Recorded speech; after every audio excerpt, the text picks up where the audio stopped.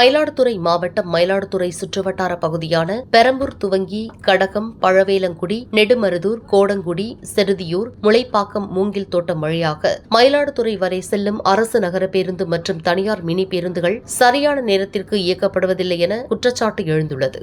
காலை பள்ளி நேரத்தில் இயக்கப்படும் இந்த பேருந்துகள் சரிவர இயக்கப்படாத காரணத்தால் சுமார் 10க்கும் மேற்பட்ட கிராமங்களைச் சேர்ந்த நூற்றுக்கணக்கான பள்ளி செல்லும் மாணவ மாணவிகள் சரியான நேரத்திற்கு பள்ளிக்கு செல்ல முடியாமல் அவதிக்குள்ளாகியுள்ளனர்.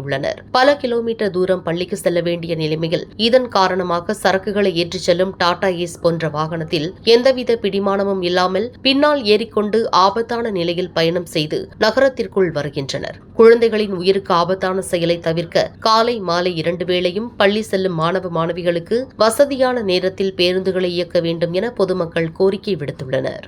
ஆடு மாடுகளைப் போல் சரக்கு வாகனத்தில் மாணவ மாணவிகள் தொங்கியபடி செல்லும் காட்சிகள் தற்போது சமூக ஊடகங்களில் வைரலாக பரவி வருகிறது.